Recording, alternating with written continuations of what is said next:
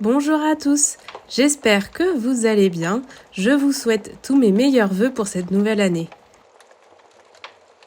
J'ai l'impression qu'on va aller se faire tuer.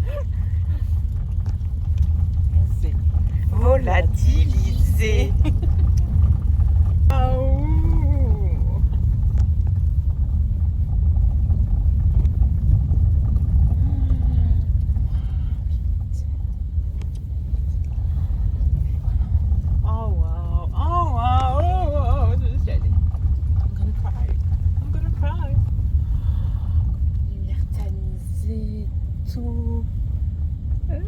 Pour le soir du réveillon, nous nous sommes réunis avec le ballet impérial au château de Bougainville pour célébrer la nouvelle année. Le thème était l'Empire des glaces. Le château fut construit vers 1650 par Nicolas Cinctot, maître d'hôtel du roi et introducteur des ambassadeurs à la cour. C'est une maison bourgeoise à la campagne qu'on appelle communément le vide-bouteille de la Baratte, que Bougainville a acheté pour se reposer. Un vide-bouteille est une petite maison de plaisance avec jardin, près de la ville où l'on se réunit pour boire et se divertir. Le château passe alors aux mains d'une maîtresse de Louis XIV, puis Bougainville en fait l'acquisition en 1799 et le revend en 1809 suite au décès de son jeune fils et de sa femme. Les propriétaires se succèdent. Aujourd'hui, il ne reste plus que le pavillon nord. En 2000, une liquidation judiciaire provoque l'abandon du domaine. Le château est alors pillé, puis saccagé, et enfin repris en 2006 par Tanguy de Vienne. Le site fait depuis l'objet d'une restauration progressive. Et je vous laisse sans plus attendre avec les images de cette folle soirée, où la danse a rencontré l'hiver éternel, où les costumes d'un autre temps reprenaient vie sous les lustres décorés pour l'occasion.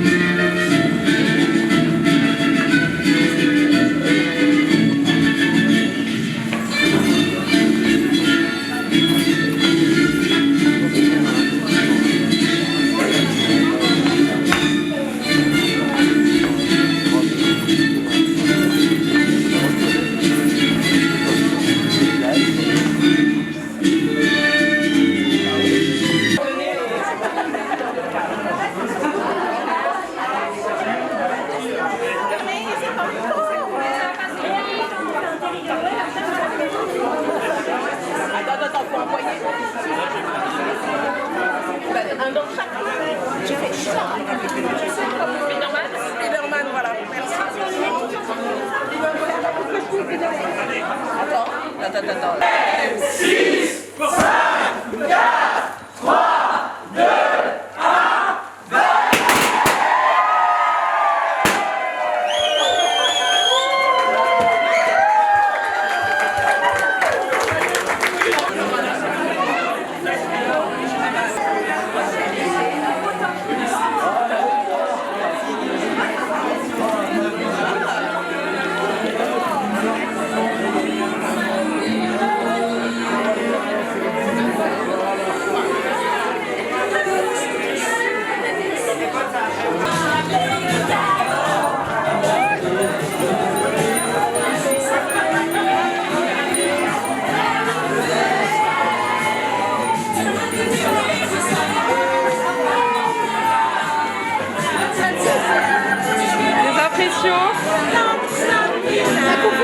La confusion, voilà, c'est vraiment l'impression.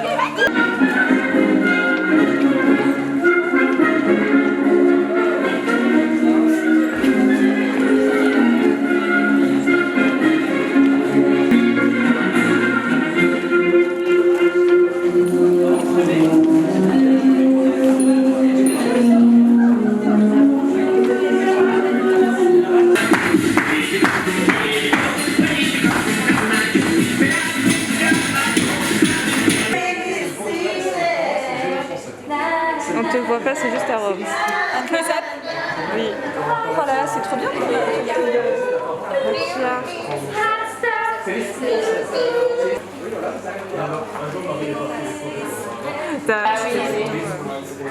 J'ai trop de photos.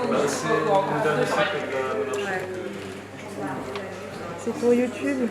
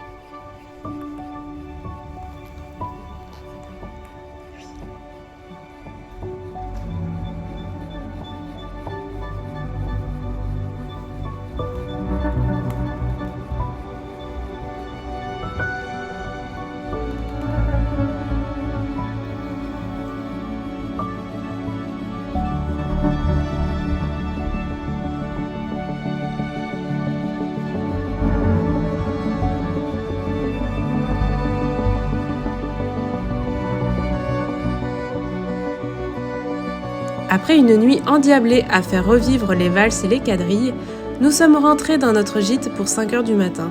Nous avons fait une petite visite à Disneyland, puis nous avons pris le chemin pour visiter sur 2 jours 4 châteaux se trouvant à proximité et à côté de la Loire. Mais avant ça, voici où nous avons dormi le samedi soir. Vous avez été très nombreux à réagir à mes stories concernant cet hôtel. Eh bien, il s'agit du château La Comtesse de Loire, érigé en 1896 pendant la Belle Époque. À 2 pas des bords de Loire, c'est alors la majestueuse propriété de Madame Bayou de la Brosse, où elle y vit avec ses 4 enfants. Dans les années 1920, c'est Monsieur Alfred Meyer et son épouse qui en font l'acquisition. Propriété de la famille jusqu'en 2002, le château a depuis changé de main. Je vous fais un petit room tour assez rapide. Nous étions dans la chambre numéro 304 que j'avais choisie en grande partie pour sa salle de bain et la baignoire à l'ancienne. Après ces derniers jours qui ont été intenses avec le bal et notre journée à Disney, on avait vraiment besoin d'un endroit calme pour se poser et ce château était juste parfait pour ça. C'est le genre de lieu où on a l'impression que le temps ralentit et je pense que c'est majoritairement dû au fait que l'hôtel ne dispose que, entre guillemets, d'une dizaine de chambres qui sont d'ailleurs au même emplacement qu'à l'époque. Il y a donc moins de monde dans les couloirs ou même dans le grand salon. Le château, avec sa structure Eiffel et sa pierre de tuffeau, impose son élégance dès son perron coiffé d'une marquise monumentale. Cette verrière sert d'ailleurs de nom pour la chambre dans laquelle nous étions, car elle a une vue sur celle-ci, ainsi que sur le domaine équestre de Saumur que l'on aperçoit depuis la salle de bain.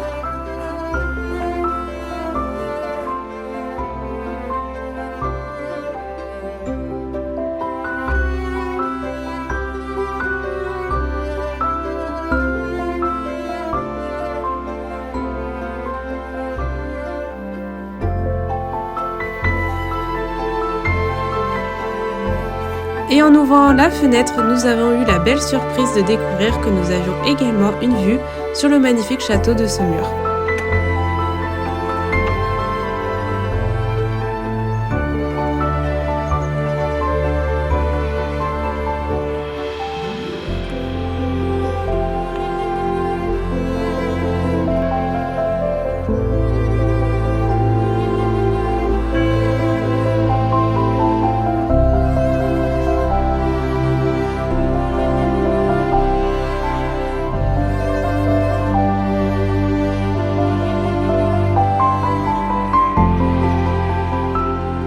Et le dimanche matin, il était déjà temps de dire au revoir à cette magnifique bâtisse et de prendre la route vers notre prochaine destination, le château de Brézé. Sur la route, nous avons longé pendant un certain moment la Loire avec un passage à Blois où l'on a aperçu la ville ainsi que son célèbre château. Avec le gel et la neige de ces derniers jours, le paysage était tout simplement magique.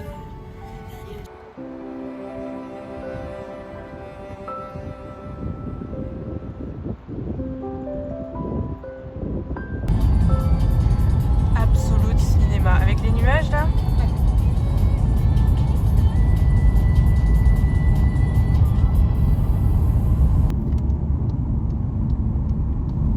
Je pense vous faire des vidéos différentes pour les 4 châteaux que nous avons visités durant ce séjour. En tout cas, une chose est sûre, c'est que nous reviendrons à Saumur, car nous n'avons pas eu le temps de tout visiter, et surtout le château en cette période de l'année est fermé au public.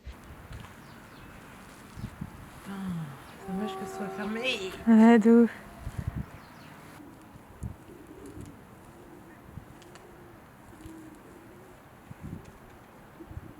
Nous nous sommes donc promenés tout autour, rêveuses des nombreuses bâtisses l'entourant, et nous avons finalement repris le chemin du retour. Je vous souhaite une nouvelle fois une très belle année 2026 et je vous dis à très vite pour de nouvelles aventures.